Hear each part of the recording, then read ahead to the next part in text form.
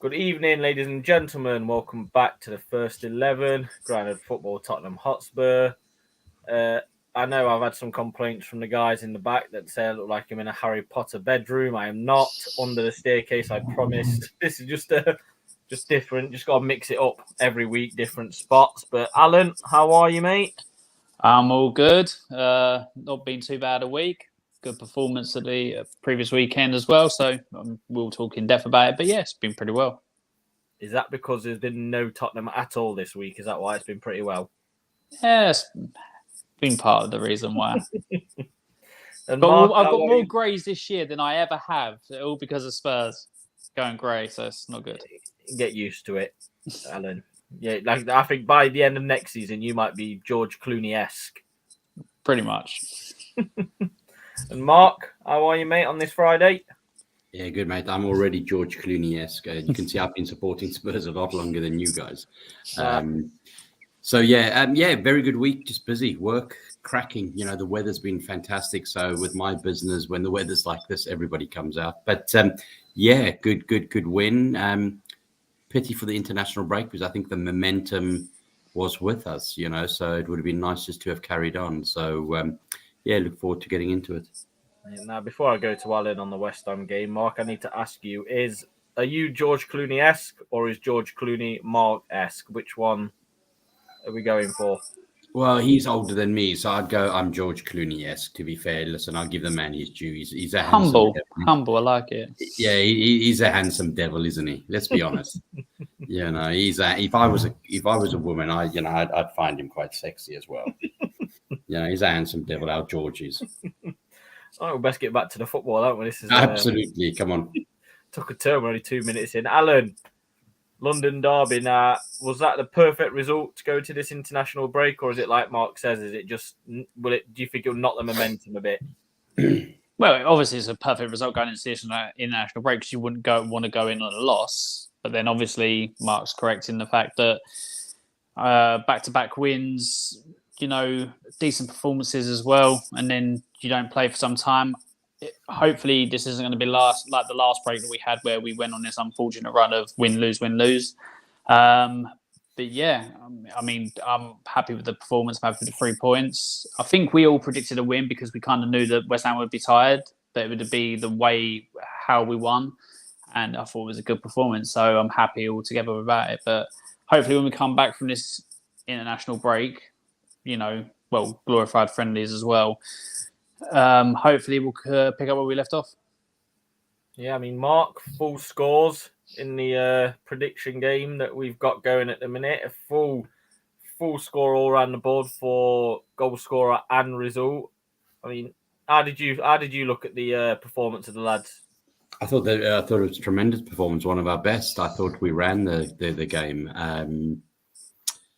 You know, I just echoing on to what Alan says. My concern is, like, you know, we got the momentum and everything, and the concern that you got to, you know, our side's not the biggest side and when I say biggest, I don't mean in stature. I'm talking about more in numbers of players. And I think I was reading somewhere that 12 players of our first team have gone to internationals.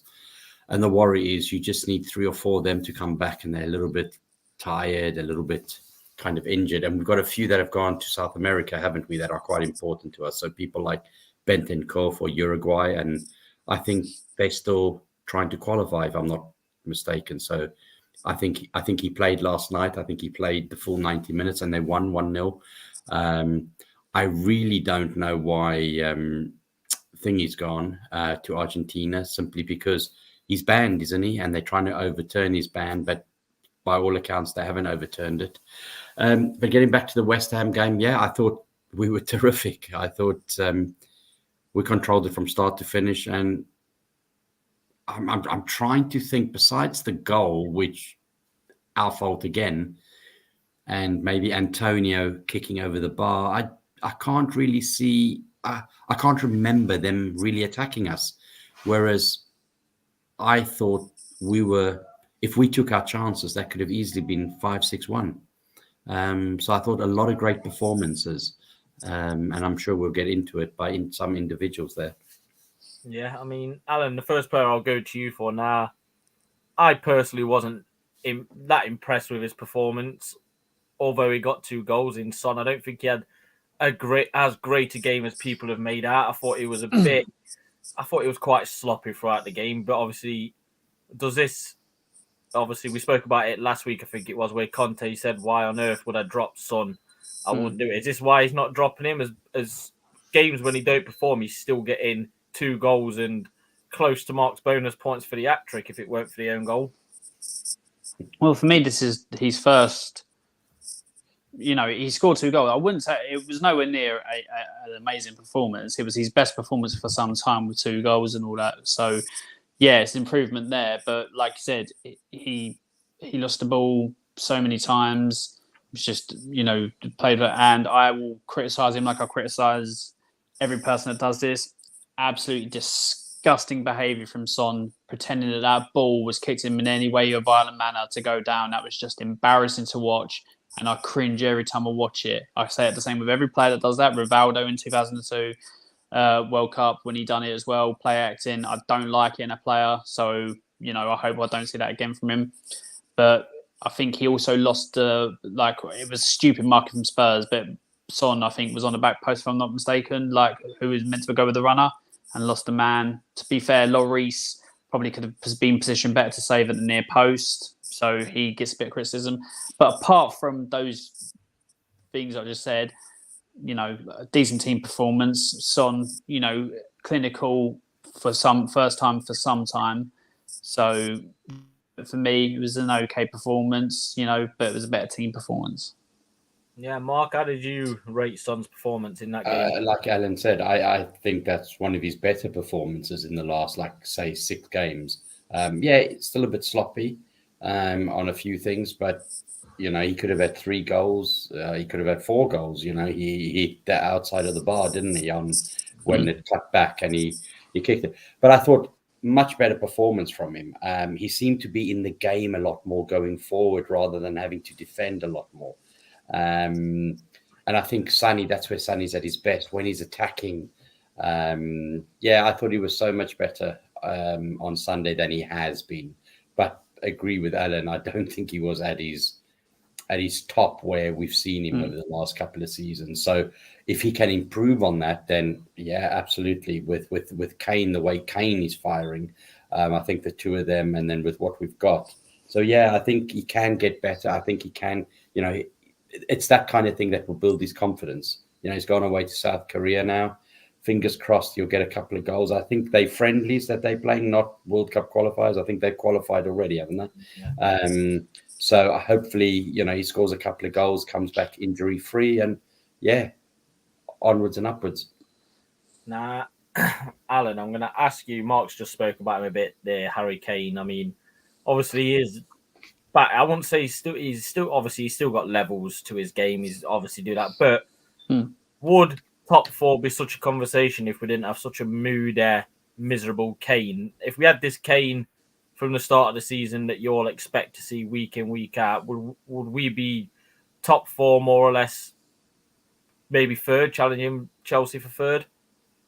You would probably say so, because obviously Harry Kane has probably performed to about half of what he's been able to for the season, as a whole, from the first part of the season to now, because he still has the odd game where he goes missing. I mean, although they've got a game in hand on us, they've got harder games. We're only 3 points off of the top 4, and everyone says we're an awful team. To be fair, if Kane and Son were firing this season like they were under Mourinho, I think we'd have the top 4 comfortably. But it's because we haven't had them firing and we've still had our frailties. That's why we're not as high up as what we normally would be.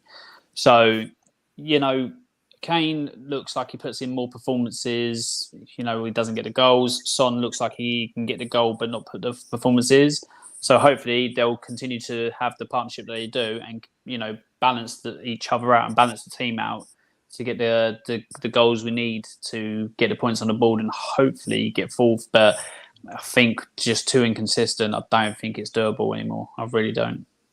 Yeah, we are going to talk top 4 a little bit later on. Obviously, the games between us, Arsenal. You've got to throw Man United in there because it's still so good. I think the victory against West Ham has completely knocked them out of contention now. But Mark, have we found the best possible option so far with Kulusevski to go top with them two? Is he starting to look better week in, week out? Yeah, I think he's been quite consistent, hasn't he? Don't get me wrong. I thought Mora up until about maybe 2 months ago, I thought Mora was having a very good season, or he was kind of better than the way Kane and Son, like with the consistency and all that. But I think Kulu's come in and he's not as quick as him, but he's got a brain. He's got like a proper football brain, doesn't he? He can hold up the ball, and that's where I think it lets Lucas down. Lucas gets the ball, he tries, and he loses it a lot. Whereas Kulu, like he will run with the ball, he can cross with his left or right. I just think he needs to get his shooting practice on a little bit. He's had a couple of shots where he tries to bend them round, and listen, do it a couple more times and he'll come right with that, if he keeps practicing that. But yeah, he's looking so consistent, isn't he? And I go back to it, 21, he's just turned 22. He's just to hit the ground running in the Premier League, where we all turn around and go, "Oh, give them a season. They're not used to the Premier League. No other league's as quick as the Premier League." I think he's taken it to like a duck to water. Long may that continue. And especially being a Spurs player, if he can do that, I think he'll be great with Harry Kane and Sonny. And just like following on from Harry Kane, did you see that pass to Son? Yeah. Did you see how he split the defense? Come on. I was listening to a debate the other day, and somebody said, pick your best Premier League. And they said Manchester City and Kane, and they kept on going. I was listening, I think it was on radio. They were going, yeah, Manchester City plus Harry Kane. That's the team. And I was thinking, yeah, maybe there's a few others there. But Kane, he walks into any side, doesn't he? I don't care what anybody, at the way he's playing now, the last, say, month and a half, he walks into any side. The guy's on a different level to people in this country. He's as good as Kevin De Bruyne in passing. And I don't think there's anybody at scoring goals, maybe Salah and all that. But to have them both, he's just on a different planet. And here we were talking 3 months ago. I remember us doing the show in November, December, not lambasting him, but some of us saying, he can piss off, go. And yeah, he's changed my mind completely. And I remember saying on those shows, if he can start to perform, if he can get to those levels, and now he's showing it, isn't he? Yeah, he is. I mean, I can see a face next to me. Go on, Alan, take it away. No, I'm just saying he's not there for me yet. He's, for me, because obviously it was so poor at the beginning of the season, he'd have to get about 20 goals by the end of the season, plus get us top four. Then for me, he'll be fine. But, does he... I think he's only staying for Conte. That's my only thing like that if he wants to stay. And if Conte goes, I think he'll do the same thing again. So, it's either back Conte and Harry Kane stays and we actually try and make a proper team or try and push for top four or even challenging again, or we're not serious about investing. Conte will go and Kane will go. That's literally this summer is make or break the Spurs and where we are the next 4 or 5 seasons. It can either be we're challenging again, or it could be that we are mid-table at best. Yeah, I have to agree with that. I think, they have to, what do they say? They have to show up or shut up, don't they? Put up or shut up, yeah. Put up or shut up, yeah, absolutely. So, yeah. If they want to do anything over the next 3 or 4 years, they've got to.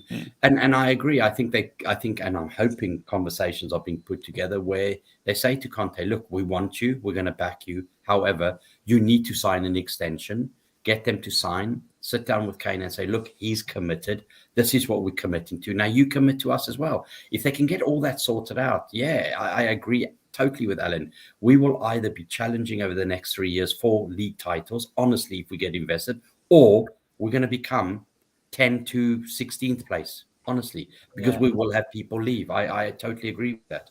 Yeah, it is right, Alan. Like you and Mark have both just said, it's like a bit of a jigsaw puzzle, isn't it, with Tottenham at the minute? Levy will have to back Conte for Conte to sign an extension. You'll also have to back Conte for Kane to see, oh, yeah, they're backing him. We're getting better players in there. I will stay, blah, blah, blah. It's all, and like I say, it's all down to the boardroom now for both parties. Yeah, but also for me, it's a risk that we're probably sitting here saying that Kane will only stay if Conte stays, which means he's not there really for the club like he used to be, which is a worry in itself. Because it looks like the first chance he may get to leave if Conte, he'd do the same thing like he did against Man City, and we'd probably, if Daniel Levy decided not to sell him next season, if Conte left, we would be with the same Harry Kane at the start of the season as we did well with this season. So it's just going to be a cycle in that aspect as well. But I also think if you said to Harry Kane, if you sat him down and you said, okay, Harry, you can win the Premier League next season with, what's he put on his screen there? That's Prime. I know who it is, but what's he doing? I don't know. I don't know. It's because it's Prime's channel. I think that's the reason why. I think that's what it is. Well, with Harry, you say to Harry, you can win the Premier League at Manchester City, or you can win the Premier League at Tottenham. What do you think his heart would say? I'd rather win the Premier League at Tottenham, wouldn't he? So if we can close every avenue off, you're right. If we can close every avenue off where we're going to give it a shot, where the board get back, Conte gets back, Kane can see we're going to get backed, and there's still no guarantees. We could have Conte could be there for the next 3 years. We could invest 200 million in the best players. We give Conte. There's still no guarantee we're going to win it, is it? Because there's no guarantees in football. However, if we can give them the opportunity, then it's down to the people like Kane. And then it's down to people like Conte to do it. But there's still no guarantee. But I think if you gave it to Kane and said, listen, where would you like to win the league? I do think he would go, I'd rather be with Tottenham and win it with Tottenham. Yeah, and I agree with that. But I think his head would say Man City is the more plausible bet for him to win the league. But I want to know what Ryan's face was all about just then, the way he came back on the screen. Oh, it's the first 11 avatars. So every time I stop the camera, Latimer's Prime turns up. I'm sick on him. I don't know why he pops up. It's because it's like his channel and like stuff like that. Is that what it is? Yeah, I mean, when you can edit, obviously the avatar. There's him. There's Rachel. There's Indiana. I think there's is it that Steve, the Liverpool fan? Yeah, I don't know. But if he's in the chat, he pops up a thing. I just want to know. I need a question answer to Prime. Does he still have those amazing sideburns? Last time I saw him, he had the best sideburns. He looked like Elvis Presley. Is he growing them out, has he? He was growing them out. Yeah, he looked like a bit like Elvis Presley, with the big old sideburns. He did. Yeah. I just want to know if he's still got them, if he's in the chat. Oh, well, he's not popped up yet, so we'll see when he's bad to pop. He pops in. He does towards the end. He's a bit like you, Alan. He's everywhere. I don't know. Although I don't actually see him on streams. I don't see him on streams that much now, to be honest. But I'm here. I'm always here. No, you're everywhere. You are. That's why we was late today, Mark. But we won't get into that, Mark. I'll go next to Alan. But this is why I've got this panel. It's a panel of realists, Alan. So do you look at Kulusevski and say, good start, but still a lot to do, a lot to learn, and a lot to improve on? So I'll put my hands up and basically say that when he first came to us, and in his first game, his touch was really bad and stuff like that, I thought, people are right. We have got Deadwood from Juventus, but he's gone from strength to strength since. He looks strong on the ball. The pace of the game, he's getting used to it very quickly. He's not an easy push off. He can hold defenders off. He can go past them. He does like to cut in on his left foot, and I think he does actually, to be fair, go down the right, and crossing with his right as well, like he did, or cut back on cross, just to give himself an option. Because if he just keeps coming in on his left foot the entire time, he's going to be quite easily read and quite predictable. But he does look like he goes down the outside to get a ball in. I think that's what he did with Kane for his winning goal against Man City. So he does that as well. He keeps running. He doesn't stop or do nothing. He puts in a shift as well. He likes to work hard. So all the things are there for him to be anything but successful in the league. 21 as well. It's 21 he is, isn't he? Yeah. Coming across to the Premier League. Yeah. coming across the Premier League from an Italian league, which is a lot slower and all that, to be doing as good as he is and progressing as he is, if he needs to maintain it now, because you see players that come in and adapt and do really well and then just fade away.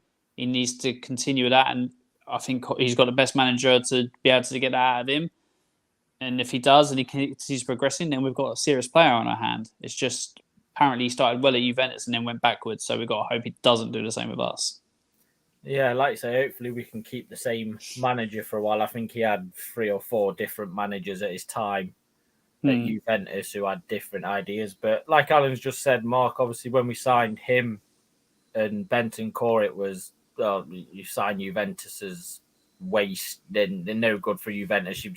Paratici's just given money to his old club now to help them buy Vlahovic, which they did. But Bentancur, another impressive performance alongside, obviously, you were very, I'm sure, was it you, Alan, who was quite, was praising Højbjerg in the... I was somewhat praising Højbjerg. I think Mark praised him more than I did. Yeah, but obviously with Bentancur and Højbjerg, Mark, obviously Skip is apparently fit for after the international break. Do you throw him straight back in, or do you keep them two in the middle for Newcastle? I would kind of assess, obviously Bentancur you want to keep because I thought he ran the game on Sunday. I thought he was outside. For me, he was the man of the match on Sunday. I thought some of the stuff he did was just sublime. He broke stuff down and then, the counter and got the ball rolling again. It's a difficult one. You bring somebody back from injury and he's been out, he's been out 7, 8, 9 games now. So to just chuck him in the deep end, listen, I'd give him some minutes.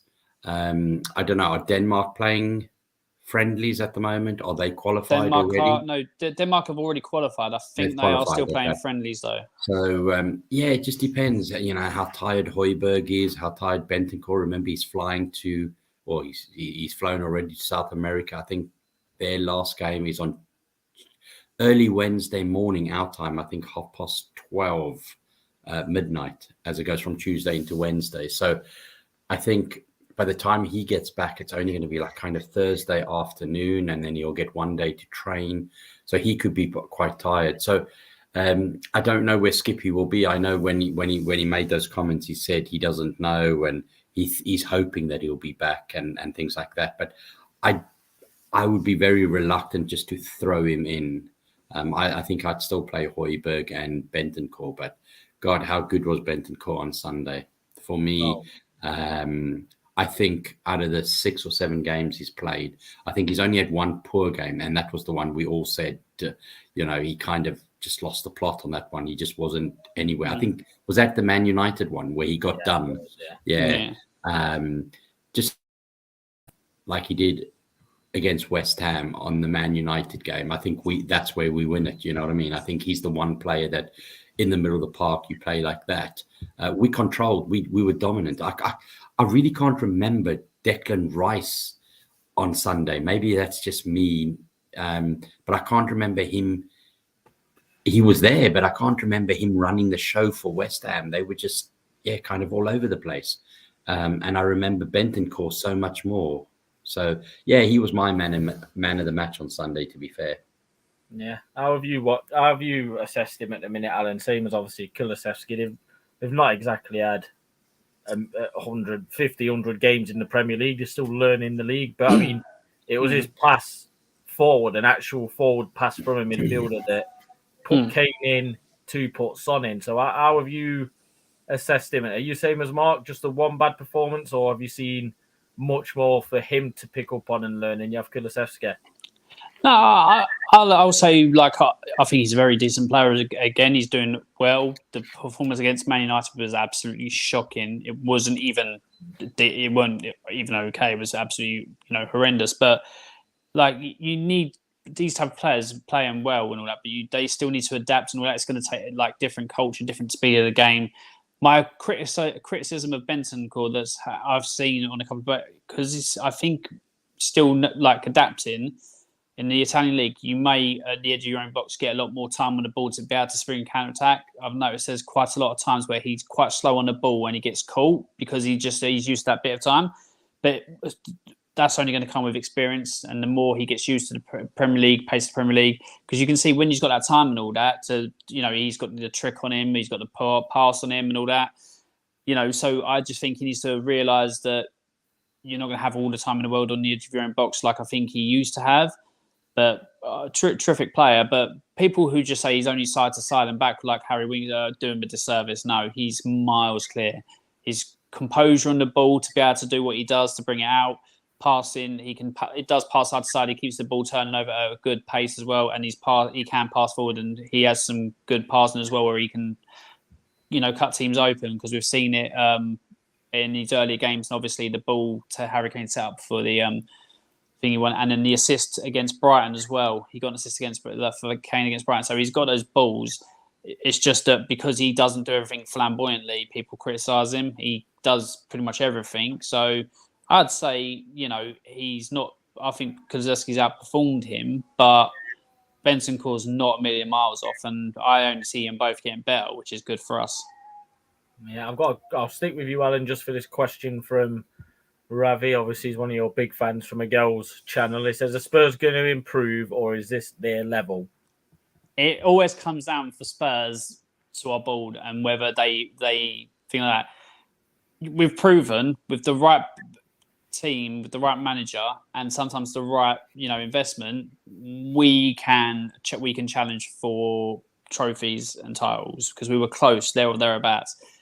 But ever since then, it's pretty much been not doing well in the transfer market, not buying the right players, not spending enough. That's the history of the Tottenham right there. Not, every now and again, you'll buy a player that will turn out to be an amazing player or turn out to be a gem, or you'll spend money big on a player that doesn't always work out. That's how we do. There's never... So I'm hoping this transfer window, Paratici and Conte have a clear plan of what they want to do, who they want to bring in, and they're given the funds to do what they want to do. Because if everything's got given right, then it's up to Conte to get the team performing and to do things. If it's going to go the same way as we normally do with the board and not investing, then they've always got that escape clause. And pretty much even Pochettino had that in the end, because the season we didn't back him, like where he had no one come in, the team went rotten from there. So every manager for us has always had that get out of jail free card, because they've never really fully been backed. It's just how it is. Yeah, I mean, Mark, before we move on to the race for the top four, I want to talk to you about the third goal. I mean, can you remember the last time Spurs went route one, straight out Lloris's hands, Kane flick on, Son in on goal? I mean, can you remember the last time we did that? Yeah, and it was a weird flick on as well, wasn't it? It wasn't like it skimmed his head. It kind of went up quite high, wasn't it? It wasn't your traditional flick on where you just kind of like skim past it, and then, you could see Sonny had to like kind of wait and grab the ball with him. When last have we done that? It's like, when last have we scored from a free kick? When last, so these are the kind of goals that we want to see, don't we? Watching Gareth Bale last night, Jesus, how much would we want him to take our free kicks again, rather than Kane taking them? But no, he's taking them over Kane. I don't want to see him on a free kick ever again. Yeah, same here. Yeah, route one's always it's always lovely to see. I've seen it a couple of times with Liverpool. They're quite good at it, because Alisson's very good goalkeeper at releasing the ball quite quickly. And I've always felt Lloris kind of holds on to the ball. He slows us down, and that's, I think you lads know, my biggest frustration besides passing side to side is the slowness of us. We get the ball, Lloris is like lethargic, rolling it out. Even Romero, to the point, he's like slowing it down, like, hold on, guys, slow it down. And I think it's, who's the catalyst to it? Højbjerg. Because he just wants everything, he wants everything. And you can actually see him go, slow it down. Whereas you look at certain teams like Liverpool, how quickly they play. But yeah, seeing a route one goal is always great. I honestly, as it happened, I called it offside, because I didn't see the what would it have been, left wing back? He was right down at the bottom. Was it Johnson, I think, or somebody, or Cresswell? I don't know. I didn't see him, so I thought it was offside. But then when you look at the playback, yeah, he's done them, hasn't he? And yeah, just so pleased for Sonny as well, running 1-on-1, and yeah, in the back of your mind, you're standing there going, "Come on, don't miss, don't miss, don't miss," and yeah, he didn't miss. So yeah, very good, nice. Nothing more, nothing less than we deserved. We deserved that, didn't we? Yeah. And plus for me, I get the points when that went in. Yeah, it's nothing more than Tottenham, and I guess Mark as well deserve for that game. But Alan, going into obviously finish this international. Hold on, Alan's fanning Ravi is in the comments. He loves a bit of Alan. Does Ravi? Alan on fire on the vibes from the 6th show. I don't believe you, but we'll take your word for it. Right? Nah, I shine. But Alan, obviously, Yeah. 3 points behind Arsenal. They've got a game extra in us, which is Chelsea away. We've still got the North London derby at Spurs. But I mean, our remaining fixtures at home to Newcastle, away to Villa, at home to Brighton, away to Brentford, which will be nice if Christian Eriksen gets minutes in that game, as long as he doesn't Bang score. one in against us. Yeah, as long as he doesn't score a 30-yard free kick and win him the game. And to do it, Liverpool away, which is obviously the toughest game we've got left, but then at home to Burnley, away to Norwich, and the North London derby still, for some reason, not been scheduled yet. I haven't seen a date. I think they're looking to do that. I think they're looking to find the prime place where it means a lot, that game. So if it becomes level, like on points and games played, they're just obviously going to drop it in somewhere to be like, this is a massive game, which it will be. But I think that's what they're waiting to do. Yeah, I mean, you've heard that, both of you, yourself and Mark, have heard them fixtures. And then Arsenal's fixtures. When we're at home to Newcastle on the Sunday, they go away to Crystal Palace on the Monday, who are playing brilliant football under Vieira at the minute. They'll be a real threat. Then they're at home to Brighton, away to Southampton, away to Chelsea, at home to Man United, away to West Ham, at home to Leeds, away to Newcastle, at home to Everton. I mean, when you read those fixtures out loud on paper, I mean, it's just all well and good doing it on paper, but the favours with us at the minute, with 3 points behind, North London derby still to come, which will get us level on points. I mean, can you ever look at things on paper for Tottenham, or do you just have to take it week by week? Very quickly, did you read out the thing about them being away to Chelsea? Yeah. Okay, that is fun. That's fun. Just I didn't know if you'd said that. Yeah, I mean, on paper, they've got harder games. On paper, they've got the harder games, but we've just been too inconsistent. So it doesn't matter if Arsenal do start throwing it away or bottle it. We just have been that inconsistent. I can't say we're going to get top 4. Obviously, I'd love to say we'd get top 4, but I can't, in good conscience say, oh, yeah, we'll definitely get top 4, knowing how inconsistent we've been. If we've turned the corner and obviously the recent performances carry on, then you look at the games we've got left and say the sticky one is the Liverpool game. Obviously, just the North London derby may hold everything on it. So just how we perform in that game. But then saying that, we had games at home against Southampton and Wolves, which we lost. Away to Burnley, we lost. So it's not like we can guarantee ourselves 15 to 18 points at the last lot of games, or maybe even 20 plus, because we've not been that consistent in the last 10 games to be able to do that. So I don't know. I when we done the transfer window and we got the players in, I said we were getting top 4, and that massively looks like it's backfired in my face. So I can't, in good conscience, come on here and say, yeah, I reckon we'll get top 4. But yeah, I mean, Arsenal could fall, like if they start losing games to teams below them. They've got such a young team. Like we found out in the Poch when we were starting, we had a young team. We let the games get to us mentality-wise. We let things get to us. I think that could happen with them. If it does, then that's where we need to be ready to pounce. If not, and they continue the way they're going, and we continue how we've been, there's only one outcome, and Arsenal getting 4th, unfortunately.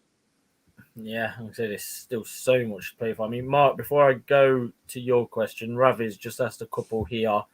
He's asked, will Conte get the players he needs, and will there be a clear out in the summer? Do you see huge incomings and outgoings in the summer, Mark?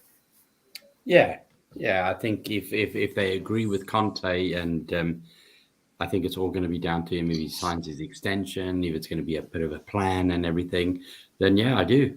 I see it. Like we alluded to earlier when Alan said that the board needs to back him. It's put up or shut up now. So if they do put up, then I think you'll see 4 or 5 players go, and I think you see 4 or 5 or 6 players come in. Don't forget we've got is it Papi Sarr to come back in over the summer. I know he's kind of fell out of favor where he is now, and I think that's more. I don't know if it's because of form or just they know he's going at the end of the season. So what's the point of playing him? So there's potential of Nundumbele coming back and Lo Celso. So hopefully we can make deals for these guys that they don't come back. But I think like everything, I think it hinges on Conte whether he stays or goes and what he does. And if he stays and he extends and the board back him, I think you see a lot of players going, which I think we want to. But remember, in any team, you need backup as well, don't you? Because through the whole season, people will get injured. And who's a good backup? Look, don't get me wrong. Ben Davies isn't a starter. He shouldn't be a starter. But can he come on for 30 minutes when we 2-0 up and just kind of shore everything? Absolutely. He's given some decent 7 out of 10 performances, but he's not a starter for us. Absolutely. We need somebody that's going to start. But he's a decent backup. You can see a lot of people in the Premier League, he would walk into maybe like the Burnley sides and all that. So that for me means he's a decent number 2 for us in that position. So we can't just go and get rid of all these players and we need to keep some of them because we will have injuries. Undoubtedly, we will have injuries. And when we do, they need to be able to step up for 1 or 2 games just to help us out. Yeah, and it's not just injuries anymore either, is it? They can still catch COVID. They can still have to be sidelined. I mean, before I go to your question, Mark, I did read a report from a French journalist yesterday saying that Lyon are regretting the decision to take Ndombele back on loan because of the price they've had to pay and the poor form that he's in. So it does look like we're going to have to try and find somebody in the summer to buy him. But, I mean, coming to next weekend, Mark, when the domestic games finally back and the ridiculous international friendlies are done, which is just nonsense to me. I mean, I did read yesterday as well that Kulusevski went off injured for Sweden. Apparently he got a head injury for Sweden, so hopefully that's... Did he? I've seen quite a few Spurs fans on Twitter yesterday complaining, so hopefully it's not bad. Hopefully just a precautionary substitution. But over that, is it a bit of a cat and mouse game now, Mark, for top 4? Is it? Obviously, we play before Arsenal. We play Sunday. They've got a London derby away to their old captain, Patrick Vieira, on Monday. If we win that game, do you think the pressure will mount on them? Can you see a slip up? Oh, absolutely. I think I can see Crystal Palace doing them one over at home. I think Crystal Palace have been good value this season. I think Patrick Vieira's got them playing really, really well. Look, my take on it is we've got to make the Tottenham Stadium a fortress, and that's something we haven't done. Remember the last season and the season before when at White Hart Lane, it was a fortress. People didn't like coming to us. And we've not made that, at the Tottenham Stadium. And I don't know what it is. I don't know if it's because when we do go a goal down, our 62,000 fans that are there, they kind of give us a lot of stick. And the players hear it more because like the noise and everything. So, nerves start to jangle and all that kind of thing. But we clearly haven't made that a fortress. And we need to games like Newcastle, games like that. We've got to win. Leicester, we've got to win. We cannot afford to. And I think against Liverpool, You know, me, I started doing the things, and I bank us to get a draw against Liverpool because I think we step up when we play the big teams. Let's not talk Chelsea. Chelsea's just a wonder thing that we just never seem to do. But I think we do play better when we go against the bigger teams. The worry for me is it's the lesser teams because we have that kind of, and you've seen it. Alan just talked about it. Southampton, Wolves. And I say Wolves, lesser team, you know, they just behind us. But it feels like we take our foot off the gas when we play them. And it feels like these guys come along and go, well, it's a foregone conclusion. You know, we're going to go to Burnley. We're going to beat Burnley. We're going to go there. We're going to beat them. And it doesn't work that way. Any team on its day here will win it, you know. So, yeah, I think it will be a little bit of cat and mouse. I think if we win, then, yeah, obviously the pressure's on them. I can see them rearranging the North London derby, the game before it'll be the midweek game before we play our last game, where we've got Norwich away, and I don't know who Arsenal's got their last game. Everton Everton at home. At home. I can see that being the last. I can see them shoving it in between there. Yeah, I mean, Alan Ravi's asked if Spurs fans care about being in the Europa League. I mean, it's a trophy at the end of the day, like the Conference League was this season. But obviously, it feels I don't know. Sometimes it feels a bit like a failure to reach a Champions League. It's just it's not what you wanted. It's just something you've got now. I don't know. How do you feel about Europa League? Yeah, I don't give I mean, it is definitely a failure to get to the to not get to the Champions League. It is a failure, but you know, for me, I'll keep the same energy as I do against like all football teams and stuff like that. European football, you know, it may not be the top and all that, but you're in European chance to win a European trophy. And unlike Arsenal fans who've been celebrating playing one game a week this year and all that to make them finally get close to the Champions League again, I'm not like that. I want Spurs to be in Europe. Obviously, you want to be in the elite tournament, but if you don't get there, you want to be in Europe, the next big European tournament, to be in there to obviously, you know, to show that you're a big club who are challenging on all fronts. So yeah, if it's going to be Europa League, it's going to be Europa League. It just means we've not been good enough to get Champions League, and hopefully it means we're better than what we were last season to get Conference League. So yeah, for me, European football, I'll take it. I would love it to be Champions League, but if because of our own inconsistencies we don't get it, we've only got ourselves to blame.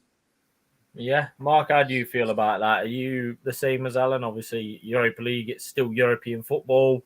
I mean, you look at the competition this season, Barcelona are still in it. West Ham's just had the best night they've had at the Olympic Stadium, getting past Seville. There's still obviously great teams that you go for it because it is a clear avenue to the Champions League if you win it yourself. So if we do come short this season, as frustrating as it will be, will you look at the Europa League next season as something to really push for? Oh, absolutely. The Conference League, the Europa Conference League, we don't want. We don't want to finish down 7th or something. But if we finish 5th, you know, I think when we 5 games, 6 games into the season, you know, I think if we finish, if we get Champions League, I think with the team we've got, we're punching a little bit above our weight, if I'm honest. Because if you look player for player, you would say Man United have maybe player for player, kind of not better players. I don't want to say the word better players, but they've got more kind of recognized players. And if you look at some of the names at the beginning of the season where the pundits that gave their top 4, I don't think Spurs were in any of them. And I don't think if we honest, when we looked at everything, did you say we were going to make top 4 with Nuno? So I think we all would have been happy with 5th. So yeah, listen, I want Champions League. I want us to give it all for these last 11 games. We need to go for it. And I think we've got the best chance with Conte. But if we fall short by 2-3 points and we actually finish 5th, I won't be really angry because I think next season we go in. My worry is if we don't make it, that's where the Contes and the Harry Kanes start to maybe start thinking. And that's more my worry, not me per se, because if we get Europa League, yeah, great, because you got some great teams, and like you say, if you win it, you go Champions League. So I don't think it's it's a car crash. I think the car crash will be: is it enough for Conte to sign an extra deal? And I think it might be, because it's a starting block, because he only came in half the season. So I think it's a starting block for him. So I don't think he'll be sitting there going, oh, this is a waste of time. Yeah, like I say, we started when we had Nuno. I thought we was going to be winners. I thought we could win the lot. To be quite honest, we went top of the league. We was conquering. Yeah. Those 1-0s were brilliant, weren't they? Yeah. At best be sarcasm, Ryan. At best be sarcasm. Well, let me ask you, Alan, as a rival fan, you're always on Spaces, giving shit to the Arsenal fans. You're always on YouTube. I mean, if we were to beat Arsenal, like I say, it's the race is still on. It's not a foregone conclusion that one of us gets it. Man United are still there. I mean, how nice would it be for you personally, as a Spurs fan on a girls' channel, to go on and just rub more salt into the wounds about, because every tweet I see him put out at the minute, it's Champions League this, Champions League that, the Champions League anthem, the video. I mean, you are representing all Spurs fans, Alan, if we make this. Well, thanks. I appreciate it. No, I'll just keep it nice and sweet and simple. It's what I expected. Spurs are the bigger club. Arsenal finished over twice. You've improved, but still not good enough. And that'll be all enough to have them have a meltdown. And then they'll go into blaming referees like they do with their tinfoil hats, and everyone's got a vendetta against Arsenal, this, that, and the other. And it's boring. Their fan base is just so predictable in what they're going to say. It will just be so much fun. I love to throw out little snippets and just like rub salt into the wounds. It's what I do. But I won't let them forget it. But I've got to be careful what I say, because if we don't get it, because Spurs have been that inconsistent, oh my God, I'm in such a hard time. So I'll fight back like I normally do. But yeah, it's all fun and games. We trust you to represent as well, Alan, especially the likes of Mark, who is dedicated to this one and only show. Unlike yourself, you're a bit of a YouTube slag. Mark is it's not very. I ain't my fault. I'm wanted. Maybe because I'm so cheap. Yes, nobody could afford Mark's contract demands. We're still going strong with Mark. You guys got contracts? I need to speak to the powers that be. How would it be? No, look how big it is, Carl. Look how big it is. He signed me down for it's just. The proper powers that be. You're just the face of this. That's all you are. You try talk to Prime. I've talked to him. It is hard work. But I mean, Mark, I've spoken about Arsenal for this top four. Do you still see Man U there? Do you think they'll push us? They'll be in around the mix towards the end of the season for top four? Yeah, you never take Man United out, do you? At your peril. At your peril, you say Man United. They've been there, seen it, done it. They've got more T-shirts than all of us in the last 25 years. So, yeah, let never take Man United out. I don't think they will. I think they're not good enough this season. But, yeah, I wouldn't write them off. I think they've got a few big games coming up as well. So, yeah, I think the three that are in it, I think West Ham now, they're going to fall short, and they're still in the Europa League. So I think, I think they're going to be fighting on that front. And I think they'll be quite happy to finish 6, 7 or somewhere around there. I think us, Man United, they're not playing for a trophy now. They're out of everything as well, aren't they? So it's just the three of us, I think, where we're just going to be playing every week now. We don't have midweek games. I think we play Liverpool the game after they've played their semi-final, or just before their semi-final, if I'm not mistaken. We play, I think, on the Sunday, and their semi-finals on the Wednesday, I think, if I'm not mistaken, one of the semi-finals of their Champions League. So maybe that's a good time to play Liverpool as well, because, if they've already secured second and they know they can't get first because that's so far ahead, maybe they don't come. Maybe they only need a draw against us because they'll be resting players for their. So yeah, I think Man United are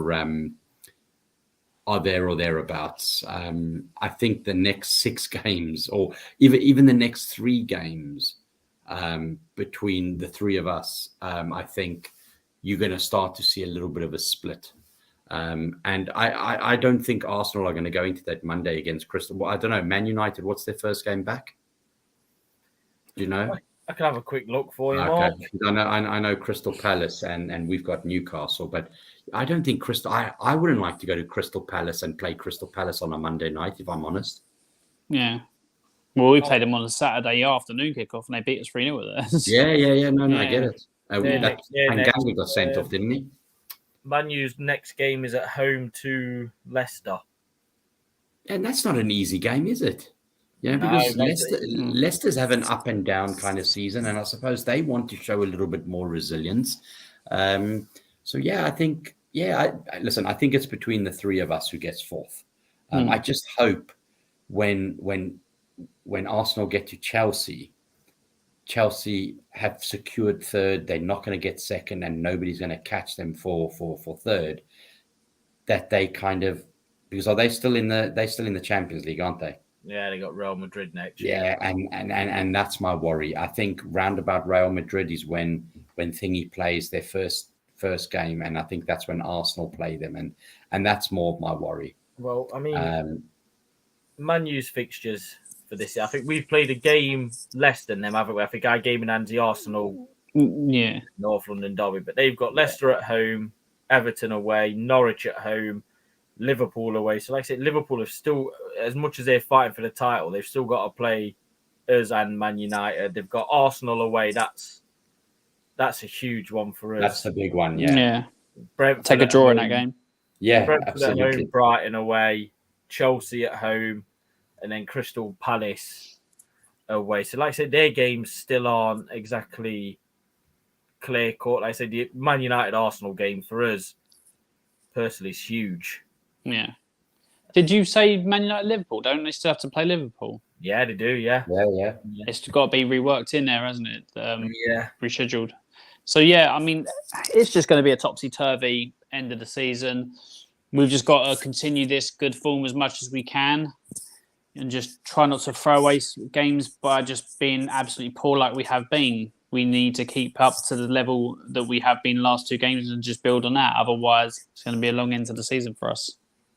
Yeah, I mean, I'm just looking when Man United and Arsenal play, that's when we're away to Brentford.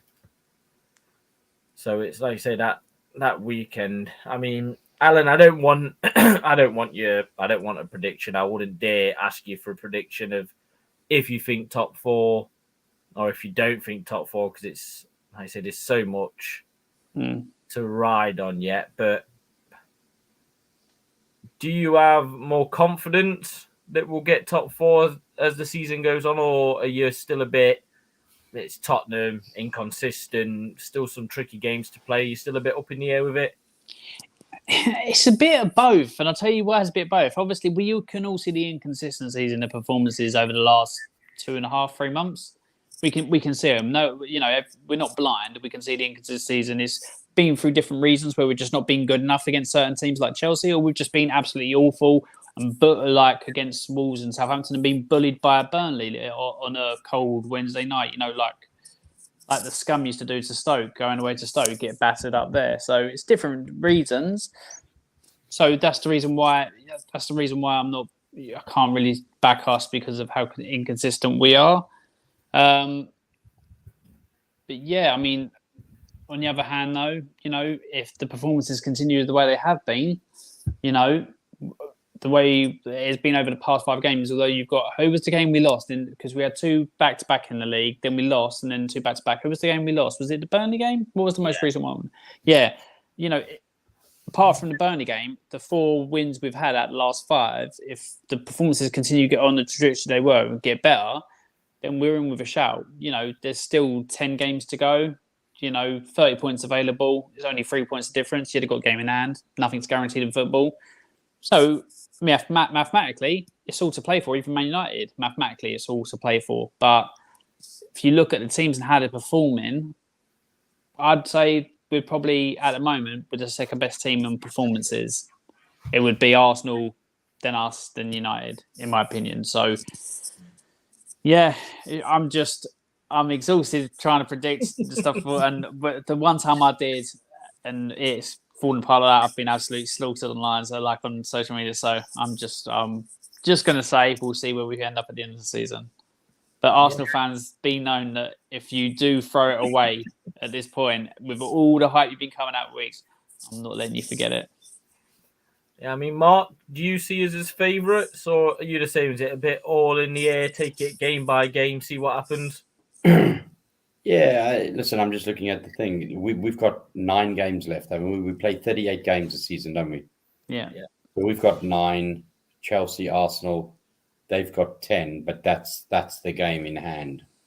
We're on the same as Man United with 1 point ahead. Are we favourites? I would like to say, when you look at the fixture list, it will come down to, if you look at the form, the winnable games that we should win, the winnable games that Arsenal should win, and the winnable games that Man United should win.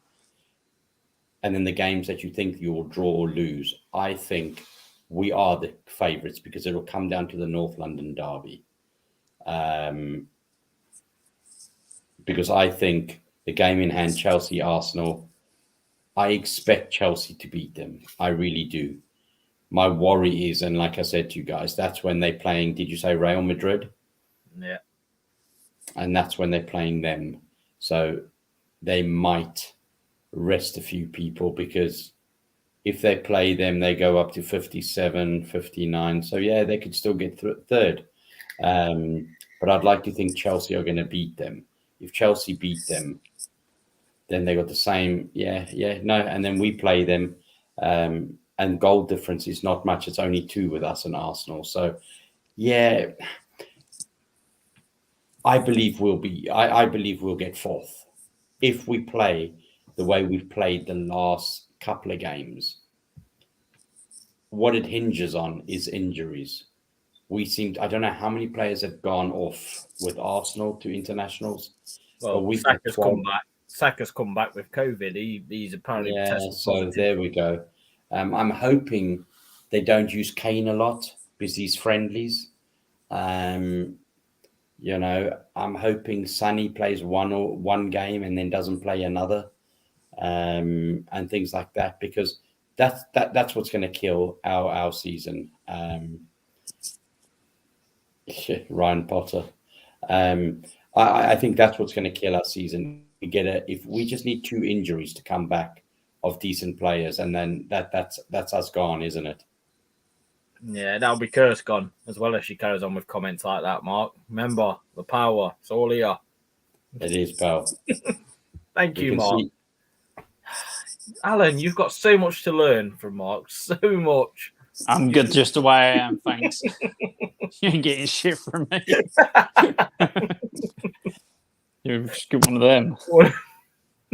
I wouldn't have you any other way, Alan. I wouldn't. But, I mean, before, obviously, we wrap up, Alan, is Mark right? I mean, this international break is so pointless. I mean, you understand the Wales and teams like that who have gone away for qualifiers, but international friendlies at this time of the year, World Cup's not till November. I mean, we could end up with a silly Son injury through friendlies, a silly Kane injury.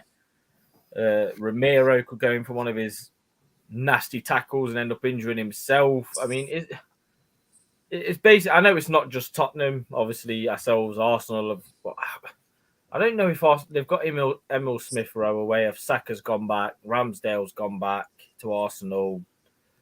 I mean, is it just pointless? Would you not, as a footballing body, just think, you know what, just finish the season? We're playing catch up as it is with the games in hand that's been called off. Just don't bother sending England away. Or is it compulsory for these internationals? I don't think it's compulsory. So basically, what it is obviously you've got the World Cup qualifiers, which need to be done to obviously get into the tournament, which is November. And in that time, when they're doing that, other countries go, we'll do friendlies or whatever, or we'll book in for friendlies. But for me, there's no point. What if we didn't have the World Cup qualifiers now and the friendlies, and we just carried on with the league? The league will finish about 2 weeks earlier. Then just have the fucking qualifiers then. And then there's no friendlies. There's no stupid... I don't understand the need to have friendlies on international, because especially in this country, I don't know, around the world it might be different, but in this country, it gets to us going away for friendlies. I can't remember the last time I watched an England friendly. Can't remember it. Yeah, you watch the qualifiers. Even all of them I don't, because we're in groups that you think we should win, so I don't watch them all. But I can't remember the last time I watched an England qualifier, England friendly, because I just think they're ridiculous. I would have much rather we continue with the league. At the end of the season, you have the people doing the qualifiers like the very first week after. Then they're still playing. They're still, playing and not having the rest for a couple of weeks, like on holiday, and then coming back and doing them the very first week or two. Get the qualifiers out of the way. People know it's going to the World Cup. Enjoy your summer holiday, your summer off, and then come back and go again. But having to do it in the middle of the thing where it's disrupting the teams, and then people get injured. It's a nonsense, and I just hope they restructure a way to get rid of these friendlies once and for all, because they're just not worth it. No, I mean, like you say, they are. I mean, Mark, I understand Romero and Bentancur flying out to South America because they are World Cup qualifiers, but I mean, Son's flown thousands of miles away to play friendlies for South Korea. And like I said, there's just no need for him to make. I mean, he's probably the same as Romero and Bentancur. He won't get back till late in the week, and then we've got the game on Sunday. I mean, how do you feel about these international breaks, especially, like I say, with the games we've still got in hand and catch up? I think it's ludicrous. I agree exactly what Alan says. The friendlies are stupid. The friendlies are absolutely. I get that Bentancur has to go because he's got, they qualifying. Romero, why is he gone? He's banned. I know they want to try and appeal it, but he's banned. And the game against Ecuador is a friendly. So the last game they play is a friendly. So he doesn't need to be there. He could have just stayed in England, had a week off. They could have gone back on the Sunday or the Monday and started training. Because I think Conte's in Italy now. He's taken a week. And I think a lot of the players that aren't, they just got a week off. Southgate could have said, you know what, Kane, come to the training thing with us. You are captain, but we're not going to play you. Take a rest. Train a little bit. Take a rest, though, because we want to try something else. We're gonna play some of the younger. It's friendlies. Yeah. It wouldn't surprise me if some of these players that have been sent back home, they've got little niggles. Nothing major, and they've complained like, oh, my leg, my muscle. Now, why didn't Kane do that? Fight for Spurs or something. Let me ask you, Mark. I mean, England's got Switzerland in a friendly coming up. Would anything stop Granit Xhaka from looking at Harry Kane, thinking Arsenal, Tottenham, and going in for a nasty challenge? Maybe put him out. No, nothing would stop him. Yeah. Arteta's must probably on the. Don't forget Kane's playing. It makes no sense. And do you know what? It's something like that can derail your season.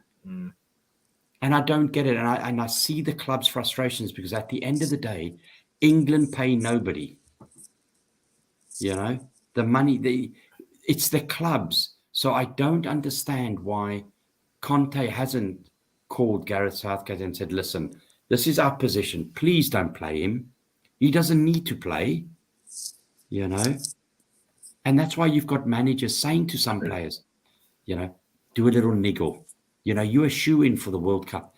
You go there. Okay. Yeah, no, go back to your club. It's a friendly. Go back to your club. And that's what they do. And I know, like, Harry Kane is the guy. Oh, he can't do that. Of course he can. What's more important to him? So, yeah, I just think it's ludicrous. It's absolutely ludicrous. And whether it's Tottenham, Arsenal, Man United, watch, you'll see somebody's going to come back injured. Yeah. So on me. This I mean, is not Alan. this is not the end of it. You'll see it. You'll hear somebody will come back injured. Yeah, I mean, like Marshall said, Alan, Sir Alex Ferguson and his players used to do that all the time. If they obviously Man United under Ferguson, where there was always challenging for the title, always up there for trophies, FA Cup, Champions League. He used to send players away and say, you know what, just tell him you've got a bit of a strain, tell him you've got a bit of an ache, come back here and rest up. Can you ever remember a Tottenham player pulling out of an international? I can't remember the last player to actually pull out from an international break. Nope, can't remember either. And yeah, it's just one of them things. I mean, I mean, even some of the players like Romero wants to play for Argentina. That's why he's gone there. Someone wants to play for South Korea. Harry Kane loves to play for England, and he's looking to overhaul Wayne Rooney's goal tally. So he's going to go and try and score goals where he can because he wants to beat that record too. It's just one of them things, isn't it? You know, when players want to go and play for their country, they will, and there's not much you can really do to stop them. The people that would probably pull a feet like I've got a niggle or a knock or anything like that are people that don't really want to play for the country. They're just in it for the money. So I think they've taken the wrong Harry, though, Alan. I think they wanted Winks. I don't think they wanted Kane. Oh, I'll drop Harry Winks off in like, I don't know, in Turkey or something like that, and like go play for them or something. Do something. You know, you're not going to come back to that Tottenham team anytime soon. You know, probably done Turkey disservice. So I apologise for that. But any other country, you know, that. What are you thinking? San Marino? Canada, because it's egal. We'll go Canada. So, so yeah, you know, drop them off in Canada. You know, go play for that international country, and then come back. You know, might as well get him doing something. I don't even think Mark will take Harry Winks at his job. I don't think he would want Harry Winks there. He would send all Mark's customers sideways. He would send them backwards to the reception. He wouldn't. Absolutely. But gentlemen, I appreciate you both for coming on again tonight. Next week, obviously, there's not a game to talk about, but for probably the first 20 minutes, we'll discuss the Newcastle game, and then we will discuss player ratings for this season so far. Like I say, Alan is still getting Galina as his first player. Oh, he's getting who you are. Yeah, exactly. I'm only giving you Galini, Alan, so you can get your frustrations and anger out early. I want him. Oh no, there's going to be more to come, but oh my god, what on earth did we even get him for? Too more worried about rap career than anything else. Hassan. You know what, Mark? I'm tempted to not call this. Won't be called Grounded Football Tottenham Hotspur anymore. This might be called the Alan Clark Show from now on. What can I say? I've got some fans. I've got a grand. You're welcome. Oh dear. Well, Alan, like I say, we love having you on with us, and we will keep you. We will fight everybody who wants to take you from us. But would you like to let everyone know where they can find you? Yep. Fucking hell. It's not on every channel known to man. Fuck's sake. It's most. So you can find me on here every Friday night at 10 o'clock, getting abuse for going on to other shows. My handle is there for Twitter at Alan R. Clark 3. You can find me on every Friday about 8 o'clock, 8 or 9, and every Sunday about 10 on the Gals channel for the prediction show and Vibes from the Six. Find me on the Football Terrace after every Spurs game, or maybe on any like ranking show, giving it my thoughts on football. CommonSpurs.com or Comedy Spurs podcast once a month. I'm on there. I don't know when my next invite's coming, but maybe it's coming in a post sometime soon. We'll have to wait and see. And I think that's it for now. So I'm not on every single one, but I'll make appearances here and there. Shout out to Don Hussein. This is football. I go on there occasionally and talk everything Spurs as well. Shout out to Hassan. I will have a word with Carl about Coys.com, and don't worry, I'll get you the invite that you want. I promise you. But make sure you do. Mark, would you let everybody know where they can find you? Exactly there. I'm not for sale. My contract is huge, pal. Yeah. Huge. Tied down. Can't go anywhere. I'm nowhere, pal. I'm just here with you. And that's how we like it, Mark. I mean, like I say, I still can't forget. What was it, about a month ago now, Mark? It was just the two of us. Alan was Just fading the two interest. of us. Alan was pulling a Richarlison. Yeah, Just Alan fading was. his Oh, interest. don't you Ball. dare do me a disservice. Alan was in hospital. I've got proof. Look at the football terrorist after the Man City game. Yeah, I've seen you. Actually, someone came up on Twitter the other day. Actually, I think it was Daps. I think he goes on a girl show with you. Yeah. And I seen he put a picture on Instagram, and I saw you laying in your hospital bed doing the show. I thought, where was our dedication like that, Mark? Eh? Yeah, he wouldn't come. He was pissing Brussels sprouts, wasn't he? When you were speaking to him. No, I've never been had to go at so much in a hospital for doing that show. Is unreal. Thought they were gonna like. Nah, I can't say I was about to say this about that. Alan, we are happy you are back. Well, are you back to full health? Are you 100%? Yeah. No, I'm all good now. I'm all good. Been good for about a month, 3 to 4 weeks now. So yeah, all good. That's good. Very good. Now Tottenham are coming back as well. We might see him go back. I think it was Tottenham that put me in the hospital. Yeah, it was very close to the Wolves Southampton losses as well, Mark, to be honest. Yeah. It was, yeah.